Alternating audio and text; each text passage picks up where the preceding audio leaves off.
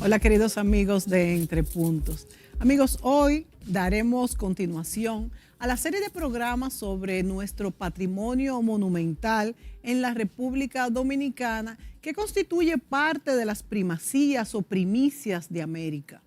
Hoy nos referiremos al Museo de las Casas Reales, construido en 1511, ubicado en nuestra ciudad colonial de Santo Domingo, constituido por dos palacios de la época de la colonia española.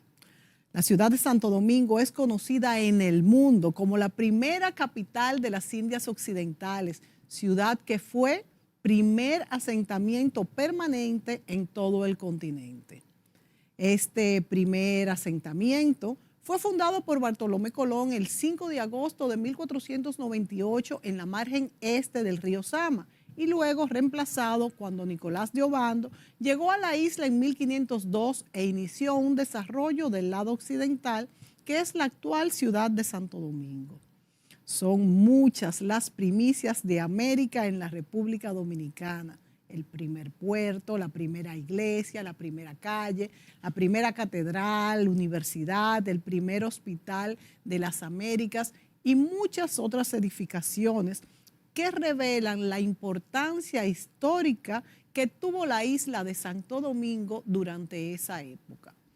Contamos con patrimonio material e inmaterial. Tenemos evidencias, por ejemplo, de Colón, del gran almirante de la mar Océana y primer virrey y gobernador de las islas, de las Indias Occidentales, ¿verdad? Él fue Cristóbal Colón, de la primera misa en América, celebrada por el padre Boyle en la Isabela el 6 de enero de 1494, el primer Cabildo de América, 24 de abril del 92, en la Isabela, primeras monedas metálicas que circularon y se acuñaron en América, bueno, entre una larga lista. Pero hoy dedicaremos nuestro tiempo a conocer las casas y los palacios reales, como eran llamados en esa época de la colonia. Estos dos palacios construidos por órdenes de la corona del rey Fernando de Aragón.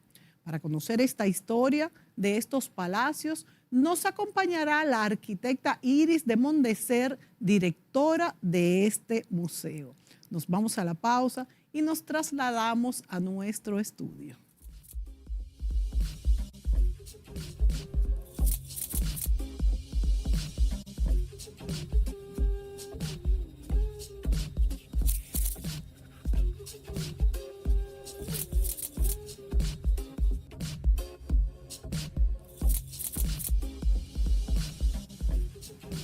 Amigos, ya estamos en nuestro estudio con la arquitecta Iris de Mondeser, directora del Museo de las Casas Reales. Y qué interesante, la verdad, es que se me hace llevarles a ustedes este contenido, conociendo nuestros museos, nuestras edificaciones, el patrimonio monumental, que es parte de todo nuestro patrimonio cultural, que incluye lo material, lo inmaterial. Y este museo que hoy nos ocupa, la colección que se exhibe dentro de estos grandes palacios, es interesantísima, tanto la edificación como la colección y todo lo que este recrea. Iris de Mondeser, bienvenida. Muchas gracias. Qué bueno tenerte aquí, Iris, Iris además es una artista. Ella no solamente es directora del Museo de las Casas Reales, ella es una artista de la pintura. La verdad es que admiro mucho la capacidad de Iris, de sus acuarelas, sus pinturas. Pero hoy está aquí acompañándonos como directora del Museo de las Casas Reales. Iris, descríbenos este monumento, descríbeme el palacio, los palacios, porque son dos palacios, y háblame de su colección. Y vamos a pedir que nos vayan colocando las fotos que tenemos detrás en las pantallas, así Iris puede irlas viendo y le vamos contando lo que vemos.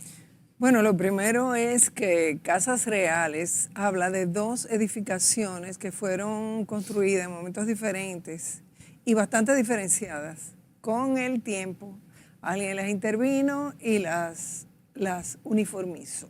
digamos. Entonces, ¿qué ocurre? El primero de los palacios obedece a una necesidad de España de poner orden en todos aquellos territorios que de repente le iban llegando. Cada día había algo nuevo descubierto, cada día había algo nuevo conquistado. Entonces, todo eso implicaba una necesidad de tener control sobre todo aquello. Control civil, control militar y control desde la justicia. Entonces, lo primero que ocurre es que como consecuencia de una entidad que existía en España, que era el Consejo de Indias, que ni siquiera tenía un local específico, sino que acompañaba al rey donde quiera que se movía, y tenía jurisdicción sobre América y sobre Filipinas, de repente era mucho. Entonces se queda más en el área de legalidad, de dictar normas, y se funda en 1503 la Casa de la Contratación de Indias en Sevilla. Esa casa tenía que ver con todo lo que se movía en América. Desde los viajes que se hacían, las personas que se movían, las mercancías que se enviaban, las mercancías que se recibían, los barcos de la armada que tenían que acompañar a los convoy, todo. O sea que la Casa de Contratación de Sevilla se crea en ese año. En 1503. Aquí llega en 1505 la filial de aquí. Sí, pero que me llama mucho la atención, Iris, que yo no sabía que había sido en 1503 que se formó, que se creó la Casa de Contratación de Sevilla en Sevilla, sí, que era donde se llevaba anotado y el diario de todo lo que salía, como tú muy bien has explicado, salía y entraba de España para ver los contrabandos, para ver qué entraba, qué salía. Pensaba que era antes, o sea que fue justo por el descubrimiento de América un año después de que llegó Nicolás de Obando. Entonces. Sí, estamos hablando 10 años después del descubrimiento, pero acuérdate que en esa época lo primero fue la sorpresa. De repente comienza todo un movimiento de gente que quería venir a hacer América. Y hacer fortuna. Sí. Pero en ese momento también viene la necesidad de controlar porque dice, oye, ahorita se independizan también, cosa que pasó muchos siglos después, pero bueno. Entonces, también en el afán de organizar, le debemos la contabilidad moderna. Porque en la antigüedad lo que se hacía, alguien solicitaba por carta, quiero mandar toda esta mercancía a América. Ellos determinaban desde el barco hasta todo y cuando se daba, escribían debajo de la cartica fecho, o sea que estaba hecho. Y no necesariamente lo hacían. Pero llega un momento en que con la necesidad de transparentar lo que estaba ocurriendo en cada sitio, comenzaron a cotejar pedidos factura contra recibo, por decirlo de alguna manera. Sí. Y ahí comienzan a fabricarse expedientes, que es lo que nosotros heredamos de ellos. Que por eso todo lo vamos a buscar a la Casa de Contratación de Sevilla, porque todo está ahí archivado. En el Archivo de Indias. Sí, en el Archivo de Indias actualmente. Entonces, ellos lo tienen muy organizado y gracias a eso, a toda esa correspondencia, se conoce la historia. Entonces, se establece en Santo Domingo en 1505 y se comienza a edificar el primer palacio, que es el que queda en la misma esquina de Mercedes con Damas, para albergar la Casa de Contratación. ¿Qué pasa? Ellos tenían una contaduría, porque tenían que ver con todo, tenía su parte legal. Si moría alguien en América, pero ese señor tenía familia en España, pero había hecho otra familia, de repente a la herencia. Sí. Y había muchos temas legales que ellos resolvían muy temprano, desde que la fundan. Pero si se complicaban, ya se lo pasaban. ¿Cuándo estuvo lista? ¿Tú tienes la fecha de cuándo comenzó a trabajar? Comenzó en 1505. Sí, o sea, en España se fundó en 1503 y al año siguiente ya está funcionando igual aquí. Sí. Porque ya envían técnicos específicos. Había, por ejemplo, oficiales que tenían que ver con negocios. Había oficiales que tenían que ver con difuntos. Había otros que tenían que ver con pasajeros. Porque todo el que venía, aún fuera recomendado por el rey, ellos le revisaban el currículum. Entonces, todo lo que se movía en términos de mercancía, pero también de acuerdos, de reglamentos, de todo. O sea, contactos con otros territorios. Tú sabes, Iris, que como dato, yo no sé si tú lo sabías, yo no lo sabía. Conversando con Luisa Navarro el otro día, me enteré que Nicolás de Obando sí estaba graduado de arquitecto, que yo no lo sabía. Yo no lo sabía, pero realmente la obra que hizo, a pesar de, bueno, pues todas las cosas malas también que se dicen de Obando, también eran hombres de aquella época, igualmente de Colón, pero tenía una visión de estadista y de urbanista tremendo. Total. Entonces me dijo que era arquitecto y que era parte, vamos a decir, de la cofradía o de los pajes que estudiaron junto con el príncipe Juan, príncipe Juan, que fue el que murió de los hijos de los reyes católicos. Sí. Entonces, que todos estos que mandaron en esa época fueron de esa misma cofradía, que eran personas muy bien formadas, porque eran compañeros del que iba a ser rey que murió, del príncipe Juan. O sea, que recibieron la misma educación. Él también tenía experiencia en la conquista de los territorios que estaban ocupados por los moros. Entonces, por eso le fue tan fácil fundar ciudades. Sí. Porque la manera en cómo se hacía es que según se iban conquistando territorios, se iban estableciendo fuertes que con el tiempo se iban convirtiendo en ciudades. Entonces ya la nueva milicia que llegaba encontraba dónde descansar y dónde cambiar caballos, etcétera, etcétera, y seguir adelante. Sí, entonces había todo un procedimiento de fundación de ciudades. Que ya él lo conocía. Que la ciudad en América, por cierto, era un ente jurídico antes de ser un ente físico, porque ellos llegaban ya con un mandato de una ciudad en el sur de la isla, con tal nombre y todo lo demás. Mira, qué interesante esto que dice, que la ciudad en América era un ente jurídico antes de ser un ente físico. Fíjense la filosofía que tiene esto atrás. Ciudad versus villa. Una villa surgía. Sí, claro. O podía ser una evolución de un poblado aborigen. Sí. Puede ser, pero ciudad como tal venía hasta con su escudo. Sí. Y también venía, volviendo y enlazando con lo de Nicolás de Obando, con ese ya trazado, ese trazado que ya fue hecho por primera vez aquí en nuestra ciudad colonial por Nicolás de Obando, que también parece que él tenía un esquema que se repitió mucho en la ciudad de América. Sí, que sale del Castro Romano, eso es muy antiguo y que se repitió muchas veces. Sí. Bueno, y que lo vemos en los pueblos, está el parque y todos los poderes alrededor. Sí. Aunque ahí debo hacer una acotación, Santo Domingo fue atípica, a pesar de que fue replicada, pero así como en las ciudades indianas, la Plaza de Armas, que es nuestro Parque Colón, de ahí a todo alrededor se colocan los poderes, me refiero a la iglesia, el cabildo, la gobernación, todo lo demás, pero en Santo Domingo ocurrió diferente porque al haber estado la Nueva Isabela del otro lado del río, cuando Obando va a fundar, ya hay 3 casas, 3 de las grandes casas que miran hacia el río, entonces eso se convierte en un eje de desarrollo y en un extremo está Casas Reales y en el otro la Fortaleza de Santo Domingo. Entonces queda en la Plaza de Armas la catedral, el cabildo, la cárcel alrededor y las casas de los señores principales, que a más importante tú eras, más cerca de la plaza vivías.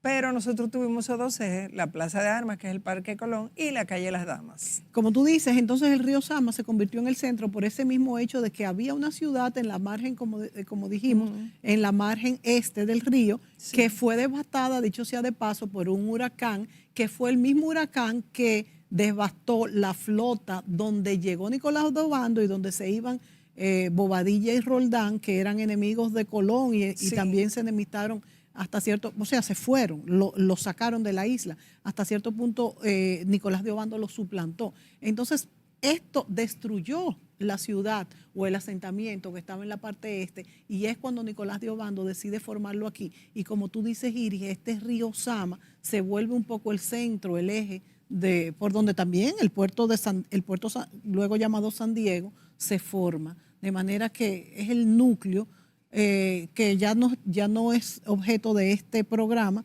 pero tiene toda su historia de cómo se trasladan en busca de oro en el río Jaina, desde lo que era la Isabela antes hasta lo que es la nueva ciudad o villa de Santo Domingo. Que surge de una historia de amor. Pero pero eso lo vamos a hacer en otro programa, porque si Iris y yo nos ponemos a hablar aquí. La verdad es que yo creo que algunos dirán, bueno, pero háganla, pero en otro programa. Vámonos al Museo de las Casas Reales. Entonces, ya tenemos este primer palacio, Iris. Este primer que es la réplica de la Casa de Contratación de Sevilla, 1505. Sus funciones. Sus funciones. Pero con el tiempo evoluciona a Real Audiencia porque en el 1511 la reina Juana de Castilla da la orden de que se funde la Real Audiencia en Santo Domingo. Sí. Y aunque ella tenía una cierta interdicción por el hecho de que estaba tildada de que tenía problemas mentales, sí, su papá, el rey, la había preparado. Sí, él apoyó en esto y se hizo. O sea, él dio también la orden, pero se considera que quien la funda es ella y lleva su sello. Entonces, sí, que esa es otra historia. Que ustedes tienen allá, de hecho. Sí, Juana. Lo que pasa es que la Real Audiencia... Es este el cuadro. Sí, este es el cuadro de Este es el cuadro de Juana. Sí. Estoy buscando ahora mismo cuál era el sello exacto porque por una petición de la Suprema Corte de Justicia, que es la heredera natural de la Real Audiencia, porque hay que decir, se dice Real Audiencia y Chancillería. La Real Audiencia era un tribunal. La Chancillería equivalía a la Suprema Corte de Justicia porque era el tribunal de apelación de tribunales subalternos. Era la Chancillería. Sí, pero también... O sea, era el tribunal de apelación. Exacto. Y se entiende que sus mandatos, o sea, sus decisiones eran inapelables, a menos que fuera demasiado evidente que hubo algún tipo de desviación de la legalidad. Muy normal en aquella época. Sí, pero en ese caso tenía que pedirle perdón al rey. Wow. O sea que estaba involucrada la corona para determinar. En ese caso, nosotros tuvimos el privilegio de tener eso y como Chancillería tuvimos que dirimir pleitos que iban desde California hasta la América Andina. Eso es muy importante, eso que estás diciendo. O sea, acuérdense, señores, que estamos hablando de que esta era la base, el hub, como decimos ahora, de todos los territorios descubiertos. De manera que comenzó primero en las islas, Puerto Rico, lo que es Cuba y demás, pero luego se extendió a toda América por un buen tiempo. Claro. Por un buen tiempo. Iris, pero entonces, tú me dices que lo que era lo que albergaba las funciones de la Casa de Contratación de Sevilla fueron 1505, pero ya esto que era Real Audiencia fue la que se construyó en 1511, ¿verdad? No, se establece en el mismo sitio, lo otro ya fue la gobernación. Yo no tengo la fecha exacta de construcción, que era para el gobernador o capitán general. Con mucha frecuencia fue la misma persona que ejercía las funciones. Estas funciones son en la de la esquina, que es la misma. Primero la función de la Casa de Contratación de Sevilla, luego la Real Audiencia y el Palacio es el que se hace posteriormente. Sí, el Palacio de Gobierno, que es el que queda más hacia el norte. Exacto. Que es donde está la gobernación y capitanía general, pero que tenemos que verlo, que aunque es un palacio magnífico, muy abierto y todo, la primera planta fue en muchas ocasiones militar. Sí. O sea, era un sitio donde habían caballos, donde habían guardias, donde había, bueno, todo lo que implica ¿verdad? Un cuartel. Sí. Entonces, pero quedaron luego las funciones en el primer palacio de Real Audiencia, Contaduría y Tesoro.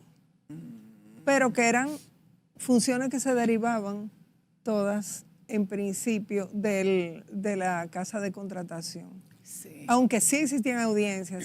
Yo sé que chancillerías, que fue realmente un privilegio, en España solamente habían dos, una en Valladolid y otra en Granada. Ahora, yo estoy buscando que otras chancillerías hubo en América, todavía no lo encuentro. Sí sé que muchas audiencias fueron fundadas en toda América. México, Panamá, Colombia, Ecuador, Perú. Sí, Perú y México fueron, bueno, por las minas de oro también. Bueno, sí, lo que pasa es que fueron territorios tan poblados por la gente, el que buscaba oro, el que buscaba todas aquellas riquezas. Y también tenía muchos indígenas, no era el caso de las islas. Por supuesto. O sea, eran comunidades ya muy adelantadas. El punto es que a más personas, más que organizar, y había que administrar justicia, y ya no podían depender tampoco de las Antillas. Ni de las Antillas tampoco. Exactamente. Sí. Entonces...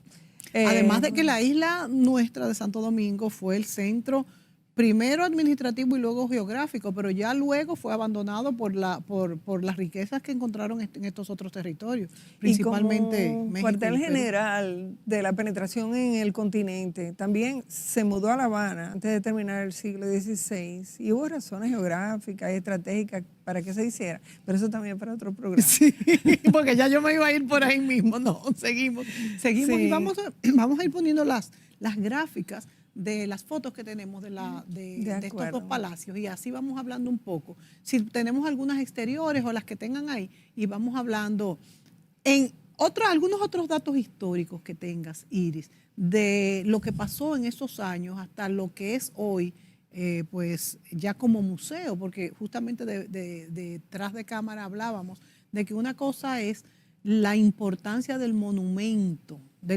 histórico, de la edificación, como palacio, sí, como lo que fue, y otra cosa es la colección que alberga en su interior. Son dos cosas distintas que se complementan, pero la importancia de la edificación es mayor, es mucho mayor. Lo que pasa es que en los años 70, cuando se decide restaurar la ciudad colonial, se decide hacer el Museo de las Casas Reales allí. Eso era oficina pública, porque de ser palacio de gobierno, que lo fue de manera intermitente, porque hubo etapas en que se trasladaba a otro sitio, pero bueno, fue fundamentalmente eso. Hasta el año 1947, cuando se funda el Palacio de Gobierno actual, fue Palacio de Gobierno. Sí. Yo saqué mi primera cédula ahí. Sí. Hace mucho tiempo. Qué bien. O sea que ahí se sacaba la cédula. Sí, sí. Sí. Justamente donde está el antedespacho. O sea, ahí cerquita de mi oficina. Sí. Pero el punto es que, por supuesto, ya no quedaba nada de lo que había sido en sus orígenes. Entonces hubo que hacer una museografía, primero, sí, piezas de la época y probablemente del lugar donde fueron adquiridas las primeras. Pero también hay que pensar que en la medida que se sucedían gobernadores, las esposas de los gobernadores querían decorar su palacio. Claro, entonces hubo muchas cosas de los orígenes que se perdieron. Entonces lo que se quiso mostrar fue lo siguiente. Una especie de diorama de cómo fue que funcionaba tanto la gobernación como la Real Audiencia. Entonces se armaron ambientes con muebles de la época o réplicas de muebles de la época.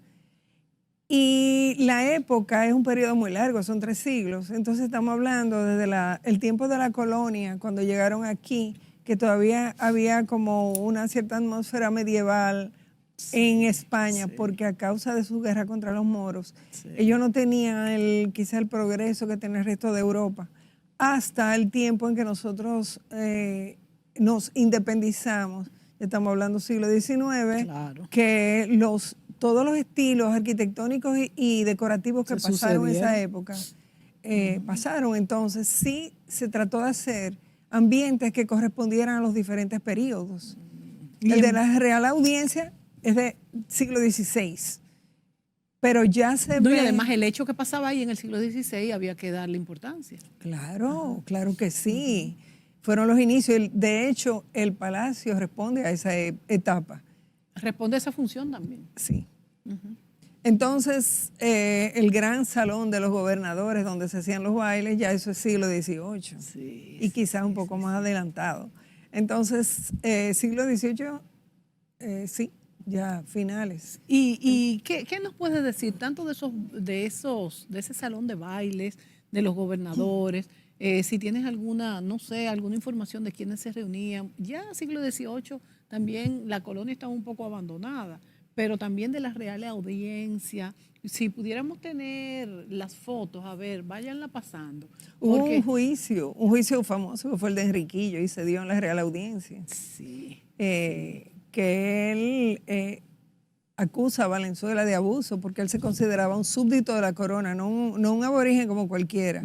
Además, hay que pensar que Enriquillo era de origen noble, él era hijo de los nobles de la isla. Sí. Sí. Y cuando la matanza de Jaragua queda huérfano y lo recogen junto a todos los huérfanos y lo meten en un convento y los convencen de que ellos son españoles, son súbditos de la corona. Y en ese pleito, donde a él no le dan la razón aún teniéndola, es que él descubre su real raíz. ¡Wow! Y él, entonces, hay un cuadro muy interesante en el recibidor del palacio, donde se ven Carlos I y Enriquillo. Enriquillo desnudo debajo de su casaca española. Es para mí muy interesante como símbolo porque tiene una mirada recia y aquello está superpuesto, pero él está hasta descalzo.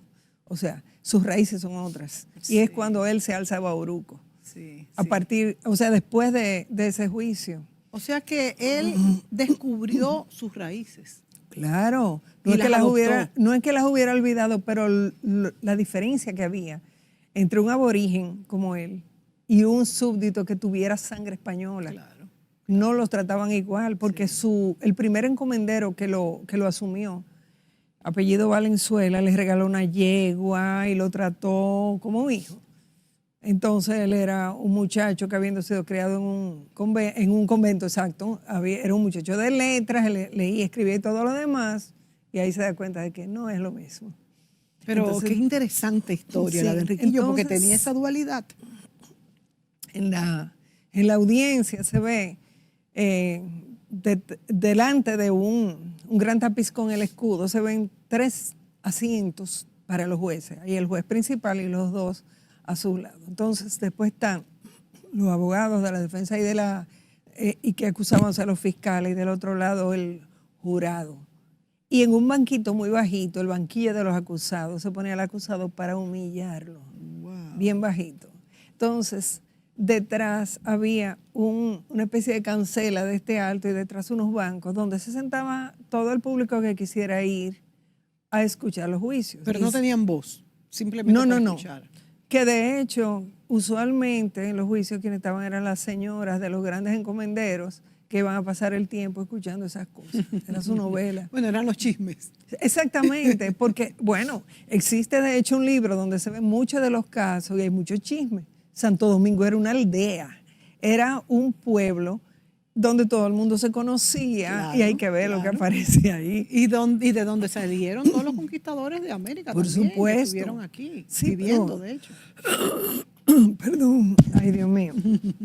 Voy a tomar un poco de agua. Sí. Vamos a aprovechar y nos vamos a la pausa y volvemos de inmediato.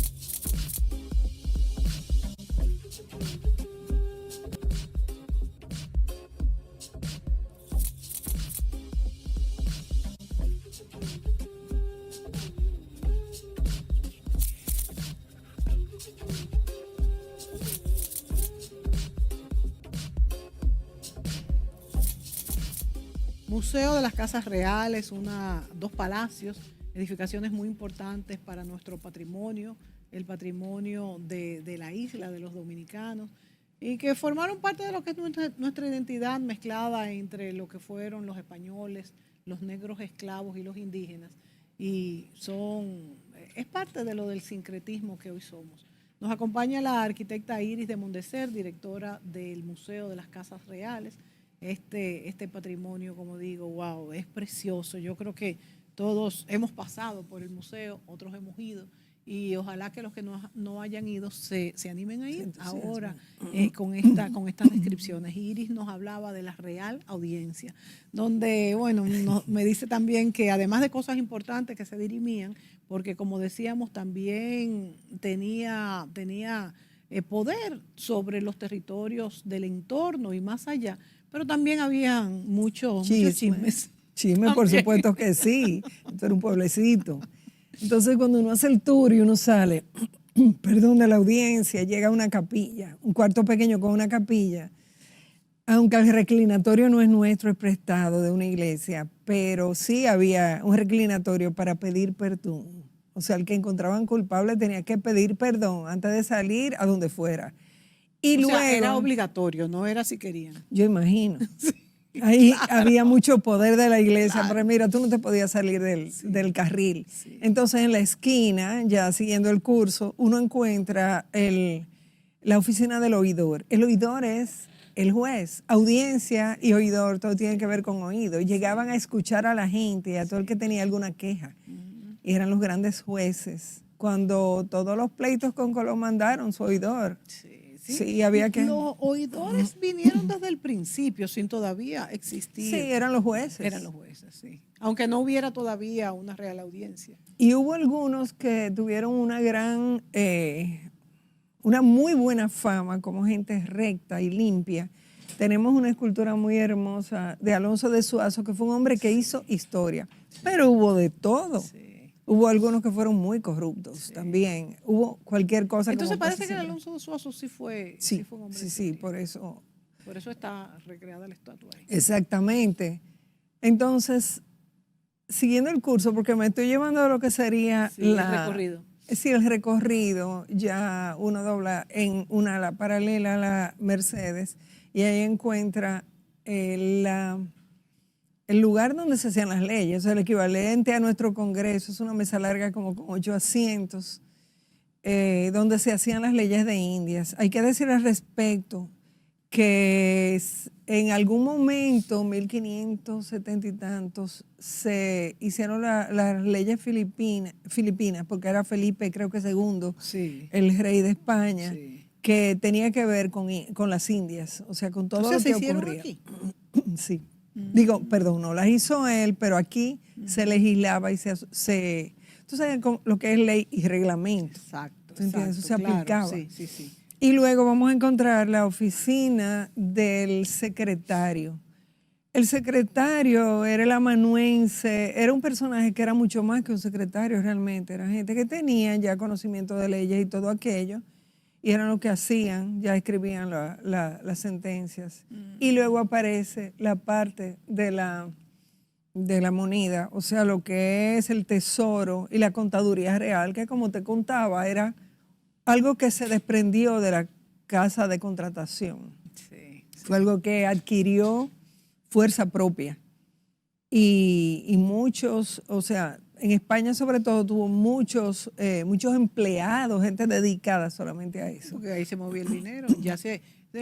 Acordémonos que creo que fue en 1535 se llegaron a acuñar maravedíes aquí, que eran las monedas que eran de la aleación de cobre y bronce, que por cierto no gustaban mucho porque se estaban acostumbrados a las monedas de plata y fueron inclusive los maravedí de 8 y se hicieron de varias denominaciones, fueron sacadas del mercado. Hoy en día valen muchísimo precisamente por la escasez y porque son piezas de colección. Pero ¿qué significa? Volviendo a lo que tú dices, ahí era donde se manejaban los recursos. Bueno, y una de las funciones de la casa de contratación, justamente me lo acabas de acordar, que era determinar la ley, en que la ley se refiere a la aleación que se hacía entre la plata y el cobre. La ley para acuñar las monedas. Porque tenían un peso específico. De hecho, en algún momento que escasearon durante el tiempo de la conquista española, fueron partidas, Iris, no sé si tú las has visto, como una pizza, y eran entonces reselladas que eso era lo que le daba, vamos a decir, la legalidad. Claro. Y aparecen las reselladas y también había sin resellar. O sea que fue un momento bien interesante donde, aunque había muchísima plata, y acordémonos que España se financió, España cuando se hizo el descubrimiento en 1492 estaba quebrada por todo lo que fue la lucha contra los moros. Entonces, esto es lo que hace el imperio de Carlos V, que dicen que no se veía el sol porque, bueno, pues iba desde los territorios de Flandes, que todavía le pertenecían, los Países Bajos de Holanda, España y América. Imagínense el imperio que era esto, y todo esto tiene que ver con esta casa de contratación de Sevilla y con este palacio que fue la réplica de que se hacían estas funciones de la casa de contratación. Sí, la casa de contratación incluso determinaba la moneda allá en España con el oro y la plata que llegaba de América. Sí. O sea, tenía un control absoluto de todo. Y es interesante ver cómo la plata, cuando la separaban de la tierra, de la escoria, con el estaño, que fue algo también que se hizo en el siglo XVI, este método se descubrió en el siglo XVI, la almacenaban así como en discos y ahí mismo hacían la acuñación. Aquí nunca se acuñó en plata, tengo entendido. Que no lo sé, yo sé, se acuñó, pero yo no sé en qué, nunca sería en plata pura. No, pero yo creo que aquí solo fue en aleación de bronce y cobre. Sí.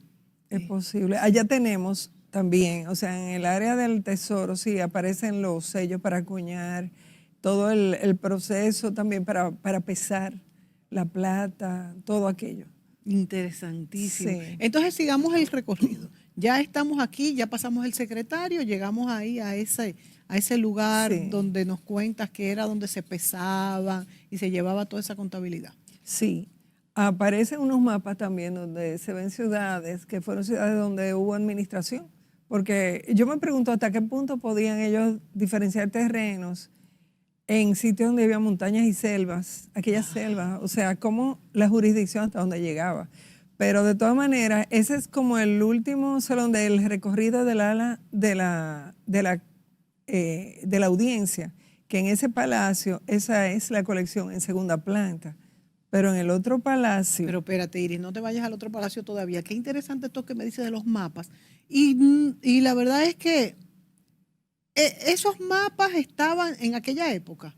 ¿O son réplicas? ¿Cómo? Se hacían Porque mapas desde el principio, pero estos son mapas modernos, hechos incluso con algunos tienen los sellos de esas administraciones, o sea, de los diferentes sitios. Tú identificas el país donde están, lo que es el país actual. O sea, el mapa habla de un territorio de aquella época y no lo delimita. Y me viene a la memoria porque el día pasado le dimos el recorrido a una persona, a una italiana, y es interesante como la gente que viene de fuera ve cosas que uno no advierte en el momento. Y me doy cuenta de que sí, aparecen las ciudades que administraban, pero no hasta dónde llegaba su jurisdicción. de hecho no sabemos si estaba definido. Exacto. Porque En sitios, imagino que sitios donde habían poblados que eran fáciles de llegar, sí.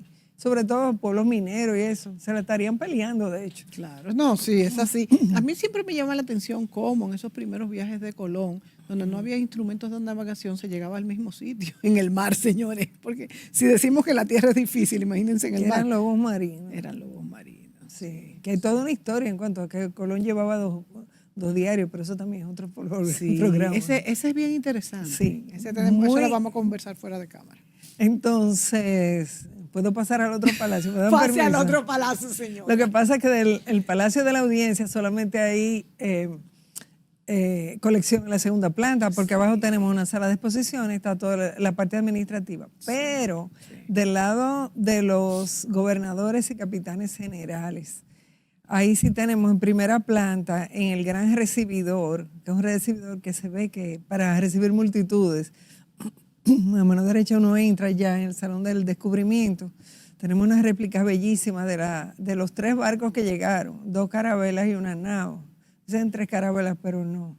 La carabela era el barco de moda, de fácil manejo y rápida respuesta para salir huyendo. Los piratas le encantaban. Que lo usaban bastante. Claro, porque un barco de la Armada muy cargado con cañones quizá no podía con ellos. Pero estaba la nave capitana, que era la Santa María, donde iba Colón y llevaba todas las vituallas para mantener la gente en todo este trayecto. Y aparecen ahí bellísimas. Y no en vano por eso fue esa nave capitana, que fue la nao, como tú muy bien dices, Iris, que es más grande, la que naufragó, es más pesada, claro. La otra. Bueno, mírate ahí, Iris. Mírala, ahí tenemos, si pueden poner, bueno, ahí tenemos el cuadro de Enriquillo y Carlos V. Carlos V de Alemania y primero de España. Exactamente, míralo ahí con su mirada. Pero mira qué bien lo que decías, que tú tienes, que Enriquillo tenía como esta casaca, bueno. Sí, la vestimenta española.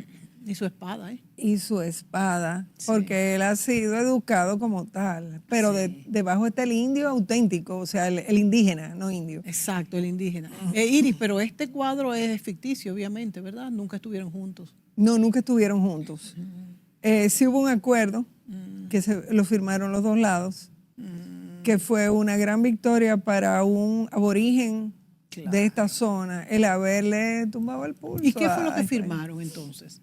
El acuerdo en el cual les permitían ella vivir con su tribu en un poblado libremente. Él disfrutó muy poco de esto, vivió 2 años y murió después de esto. Qué pena. Sí, hubo muchas historias porque a pesar de todo él seguía creyendo que era español y más después de haber tenido este logro. Es que hasta cierto punto por absorción lo era un poco. Es que debía hacerlo. Claro, claro. Según la reina Isabel, cuando se descubre todo esto, dice, claro. son mis súbditos, cuidado Sí, con lo que ustedes hacen con ellos. Sí. Y ella lo quiso defender, de hecho. Sí. Y mandó, y por eso se llevaron a Colón. Sí, exactamente. Bueno, ahí hubo mucho chisme. Bueno, no, eso fue chisme todo. No que hubo mucho chisme, eso fue chisme. El sistema de Colón ya estaba obsoleto. Entonces no, y también, Iris, también todas estas personas que llegaron y Colón nombrado virrey y almirante de todas las tierras por descubrir con una ganancia de un porcentaje bastante bueno de todo. Quisieron. Y trataron de quitárselo también a Diego Colón. Sí. Y si no es por la mujer, que era familia de los reyes. Era noble. Era novia. Sí, así es. Entonces, sigamos nuestro recorrido. Bueno, nada, en esa parte aparece en algunos facsímiles del diario de Colón un retrato entrecomillado porque no se sabe que hubiera un retrato real de Colón. Él no era un personaje como para mandar a hacerse un retrato, que en esa época eran muy, muy costosos. Pero bueno, aparece algo. Hay un gran cuadro también donde aparecen los aborígenes, un poco idealizados. Hay una vitrina con instrumentos de navegación, de los cuales hay uno solo que es auténtico, de uno de los barcos que tú tienes en el Astrolabios, ¿verdad? No, el Astrolabios no es el la pesa, la ballesta. La pesa que tiene los nudos, que es una piedra verde. Sí. Los otros que aparecen, sí, el astrolabio, la brújula y eso. Son réplicas. Son réplicas elaboradas en el Museo Marítimo de Madrid. O sea, son réplicas idénticas a instrumentos de navegación auténticos de la época. Sí. Entonces, sí aparecen unas cuantas vitrinas con algunos elementos aborígenes. Pero evidentemente ahí la atención no está puesta en la población que encontraron, sino en la hazaña, que fue una hazaña de todo el tamaño, la verdad. Claro. Entonces hay una pieza muy interesante que es un fraile, que no se está seguro si es del siglo XVII o XVIII, pero es una figura muy interesante. Esa sí es auténtica. Y sobre todo la expresión de la cara. ¿Y dónde se encontró? No se sabe, pero se le hizo la prueba de que es auténtica. Sí, es una pieza, no se sabe de cuál de los dos siglos, pero se sabe que es de uno de esos, 17 o 18, y es un fraile franciscano. ¿Y se encontró en el país? Sí, se encontró en el país y ahí la tenemos. Qué bien, sí. Entonces, hay varias otras piezas, pero importante, un gran mapa donde se ven los viajes de Colón que se iluminan con bombillitos, no sé cuánto. Muy didáctico. Sí, y se pasa ya a una sala, hay un gran salto histórico porque todo lo que fue la conquista y todo lo que tiene que ver con las encomiendas y todo aquello, de repente pasa Francis Drake, que estamos hablando de 1500, cerca del 19. 79, 70 y tantos. No, 86. 86, bueno, 86. Tiene la fecha más clara. Entonces sí aparece un retrato de él y una réplica de su nave. Y un mapa también que da cuenta de lo que era el mundo conocido hasta el momento. Se ve lo que fue el contrabando también, lo que se encontró en un doble fondo de un baúl bajo el mar que se fue destruyendo y quedaron todas aquellas monedas unidas por las expresiones calcáreas del mar. Y como consecuencia de aquello, o sea, de todo aquel contrabando que vinieron las devastaciones de Osorio y en el futuro la frontera, aparece una pieza donde se demarcaba la frontera. O sea, estamos viendo un salto histórico inmenso, que yo creo que es algo que nos hace un poco de falta. Entonces, de ahí se pasa a una sala que dolorosamente se llama de la economía, pero es una sala donde aparece el trapiche y todos los instrumentos con que sometían a los africanos que vinieron a trabajar. Es justamente esta que está en pantalla. Que exactamente. Esto era puesto en movimiento tanto por bueyes como por humanos, ¿verdad, Iris? Sí. Aquí tenemos también en la ruta de los ingenios coloniales el ingenio de Diego Caballero, que es movido por fuerza hidráulica. Ya estamos hablando de la punta de lanza de lo que sería la tecnología del momento. En aquella época, estamos hablando siglo XVI. Sí, exactamente. Entonces, aunque esto es lo que le llaman trapiche de sangre. Sí, estos de aquí. Sí, que era movido por animales o humanos. Pero ya existía la tecnología. Sí, se fue desarrollando la tecnología y llegó aquí. Y se estableció. Miren las poncheras, si nos ponen esto en primer plano, esta es la ponchera donde iba la melaza. Bueno, ya sé. La melaza que servía y se volvía a hervir hasta que quedaba un líquido tan viscoso que era casi, era un gel. Sí. Entonces se ponía en unas hormas que eran troncocónicas, tenían un huequito abajo y ahí eso se cerraba con un tapón de hojas. Se ponía toda aquella melaza y se dejaba en reposo. No recuerdo qué tiempo, pero sí sé que se iba cristalizando todo el azúcar y todo el líquido bajaba.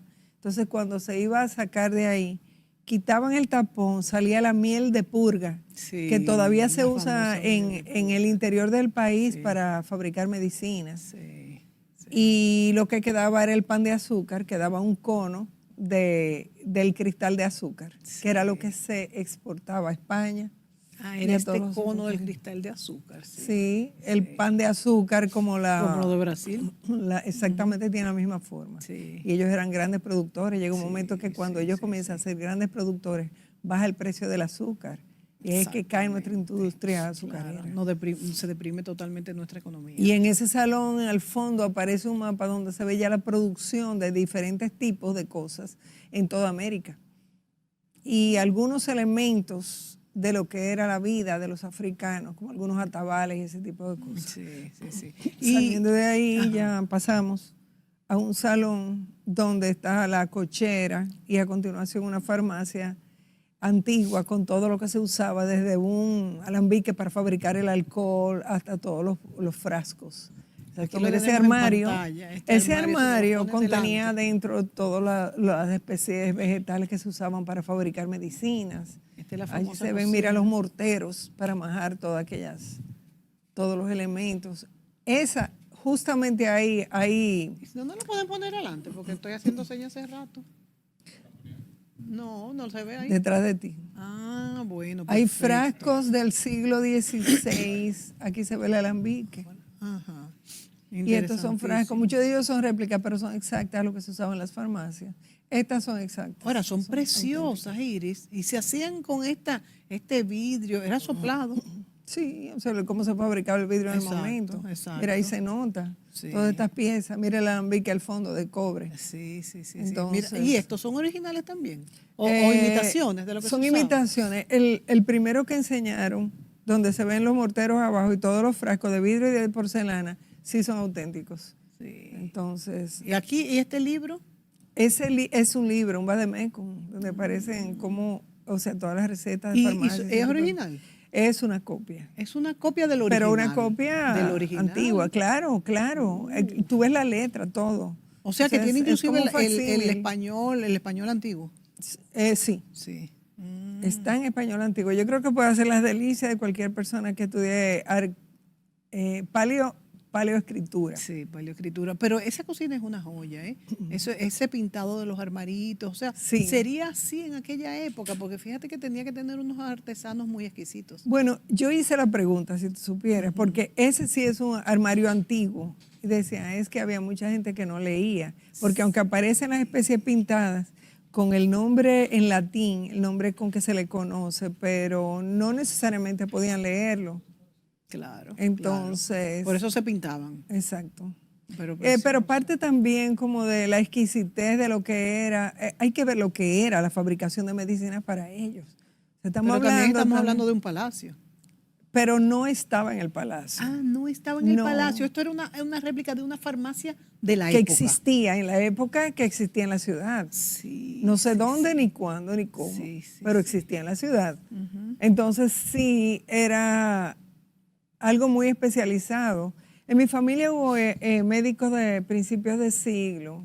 Mi madre me contaba cómo ellos fabricaban su propia medicina. Es que el farmacéutico era un médico. Ahora el farmacéutico es un comerciante, pero antes el farmacéutico era un médico y tenía sus envases y todo. Y los médicos tienen todos los conocimientos de la farmacología. Ya vio fabricar eso. E incluso le ponían un poco de caramelo al líquido, porque si la gente veía el líquido transparente, pensaba eso no va a hacer efecto porque no tiene ni color. ¡Wow! Y cómo las cantidades mínimas con que se fabricaban, porque lo que sana es lo que mata, o sea, era a partir de venenos, muchas veces, a partir de venenos. Entonces, como el mandato de la ley de fabricar, de organizar aquel museo, manda también a que haya reflejo de lo que era la sociedad del momento, se quiso hacer aquello, que era una de los elementos sofisticados que había. Entonces, a mí me llama la atención, Iris, que de esto que dices de la farmacia, que era algo de la época. De hecho, hasta la época de nuestros abuelos todavía era así.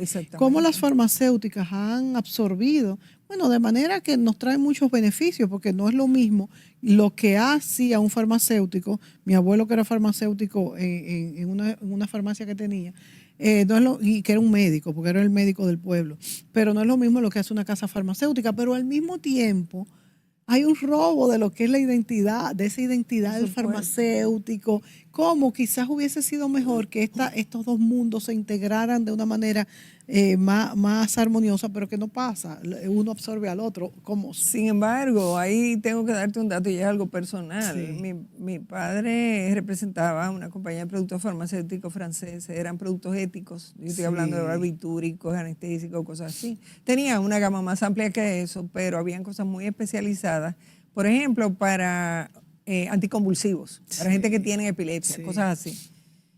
Y habían brujos que iban a comprar y ellos recetaban.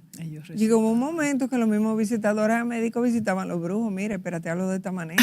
Entonces ahí se ve ese sincretismo. Claro. Eso la gente no lo sabe. Sí, eso la gente no lo sabe, pero en República Dominicana eso se daba. Sí. Yo no sé en la actualidad si eso se da, no lo sé. Bueno, quizás ya no se da, pero es que, por ejemplo, en Haití, que está en un estadio un poco más básico, se da, por ejemplo. Bueno, aquí siguen habiendo los curanderos. Sí. Bueno, pero es que también es que los médicos no llegan a tanto. Exactamente. Es que son estadios. Y hay también una gran y también herencia, hay fe. También hay que cuando el médico, cuando ya la medicina científica no sana, todos, yo creo que todos, porque yo no creo en esas cosas, pero si uno se ve en un momento, uno le echa mano a cualquier cosa. Si ya te desahuciaron, tú vas a otro a ver si por la fe te salvas. Así mismo. Sí, hay mandatos que van al inconsciente también, y ellos manejan eso. Tú no ves que los ateos, cuando los aviones se mueven mucho, ¡ay, Dios mío! Bueno, ser ateo implica fe también. Claro. Pero de todas maneras, es uno de los puntos más hermosos que tiene el museo, porque aunque no estamos hablando de una historia específica, un guión, pero sí es algo que existía y que la población usaba mucho. Y el hecho de que lo que presente sean productos vegetales, raíces, hojas, no sé cuánto, entonces es un punto de unión entre ambos mundos, entre la medicina tradicional y la medicina ya más moderna que arrancaba. Claro, que de hecho la medicina moderna tiene su base. Tiene su base. Por supuesto que sí. Vamos a la pausa, Iris, y seguimos conociendo sobre este museo.